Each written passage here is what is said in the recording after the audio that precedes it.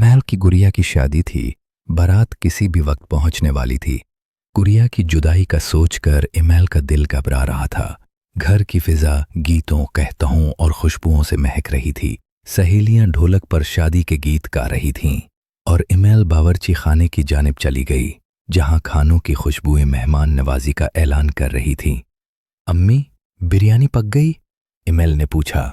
अम्मी ने मुस्कुराकर जवाब दिया, अरे मेरी गुड़िया, सब कुछ तैयार है।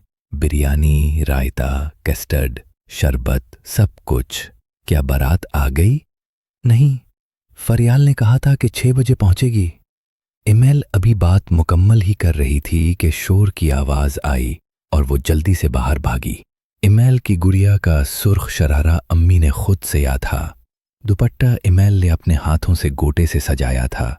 जहीज में माचिस की खाली डिब्बियों से बनाया गया सूफा सेट, छोटे बर्तन, कपड़े और सबसे कीमती अब्बा जान का दिया हुआ हार शामिल था। आज फरियाल के गुड़े से उसकी गुड़िया की शादी थी। बाराती भी सब सहेलियां थीं।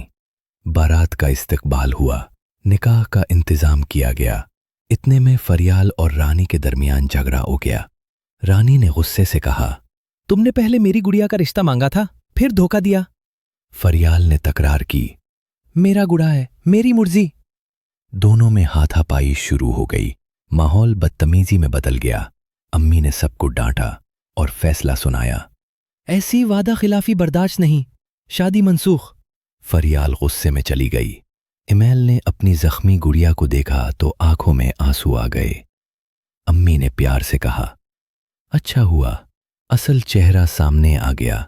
गुड़िया की शादी जरूर होगी, बेहतर रिश्ता आएगा। आखिर में इल्तमश भाई, जो छवारे गायब कर चुके थे, मजाहिया अंदाज में बोले, लेकिन आइंदा रिश्ता पक्का करने से पहले छवारे संभाल लेना। इमैल और रानी हंस पड़ीं। गुड़िया की शादी का दिन कुछ खास सबक दे गया।